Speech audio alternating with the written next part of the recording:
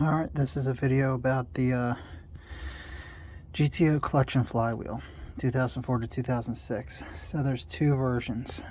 I had mine replaced 5 years ago. I remember the guy asked me, do you want stock or something upgraded?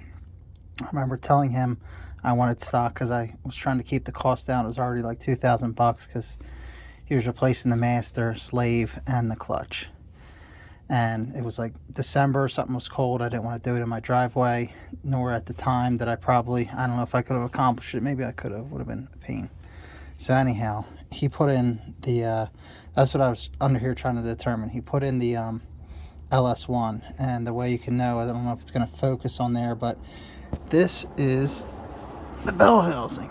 And I'm running a mod that Jeremy Formato suggested on LS1 Tech, I believe it was, ls1tech.com. And it's basically to remove the covers. There's the starter there. This is the passenger side. You remove that cover from the bell housing, and you do the same thing. And the point is to be able to vent dust better, clutch dust, and also heat.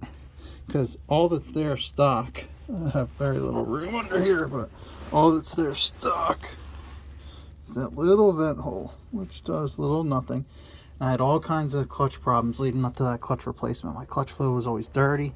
Now it's significantly less dirty. So that's the passenger side. I took that plastic cover off. You have to remove the starter to do it. I kind of forget exactly what I did to do that. You might have to take these bolts off here and then slide it back enough to get this cover off. The cover connects, I think, in this hole here. Probably only connects with like one bolt. I can confirm later, but you can figure it out. And did the same thing here on this side. And I've been running it like this for 5 years, no problem. And it's actually been better clutch performance. So there's actually, I went through a Napa shop, and of course there's two Napa parts. The one is the 04173, which is the same Luke parts. These are all Luke parts. There's a basically GM OEM supplier too, Luke, and they have the LS1 clutch, which is 04 or shit, I forget what it, yeah, 04173, I think that might be right. And the other one is like 04509. I have to confirm these parts, but of course they put on the stock one. And I even remember him saying something when he was doing it, like, oh yeah, they sent me one part and I wasn't sure if it was right. And he probably wasn't sure because they probably sent him the LS7 one, and the LS7 flywheel is different.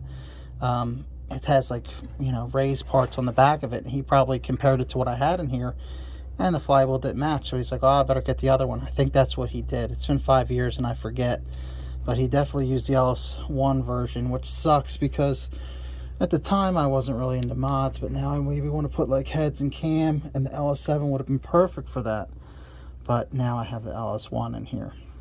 Running this mod with the covers off might make this clutch okay with cam only, which I do plan on doing first, but heads and cam and, like, you know, 430 plus wheel horsepower, no way. So I'm gonna have to upgrade this at some point. I got to figure out, because the LS7 clutch, that other part that I was telling you about, that can hold, I emailed Luke, and that can hold up to 535 crank torque, which is hard to get to. This one here is only rated for 385, and I questioned the guy because I said, is that wheel torque or is it crank? And he said crank, and I'm like, well, the LS2s, this is a recommended replacement for, and it was actually the OEM part.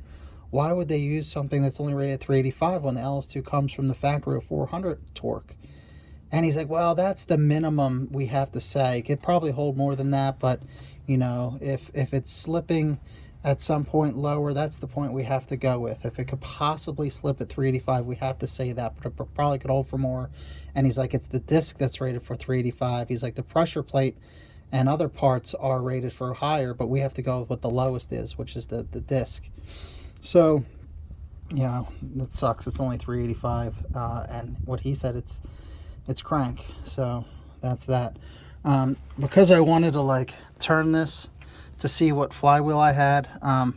You probably can't see it here, but there's the engravings on the inside. It's not really going to focus, and I don't want to play with, try to get it to, but up under here there's some engravings, some letters that I can see that you can probably just barely see. They're the ones that indicate the stock clutch. Also, there's some like bolts here that you can kind of tell the difference between the flywheels. I have a breaker bar on the crank bolt, and I'll turn that and show you what I mean. The LS7s are more evenly spaced, where with the LS1 you generally get like 3 bolts in a row. Let me go back the other way. I hope I don't loosen this. This is dangerous.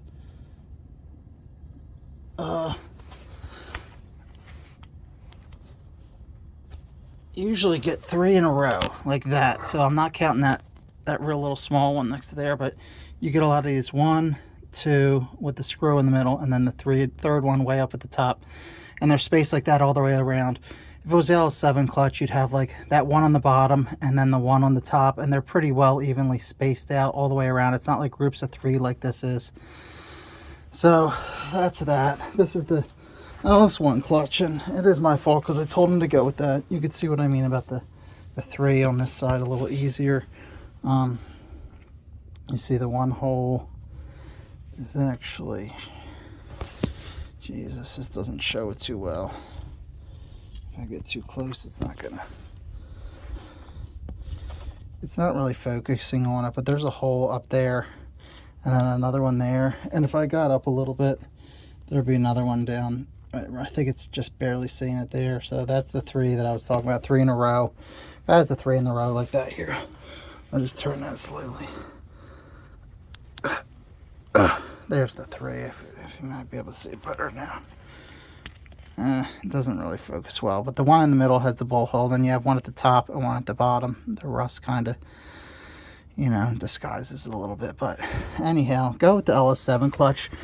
It says when you're on like Rock Auto or whatever that it only works with 04s. I don't know why, but it's also good for the 05s and 06s, the LS2s. So use it. It's rated higher. Performance is basically stock when you're driving it every day. It's fine. It's not like it's going to be super stiff or anything like that, but it's just going to be better. And you won't be stuck in the predicament that I'm in.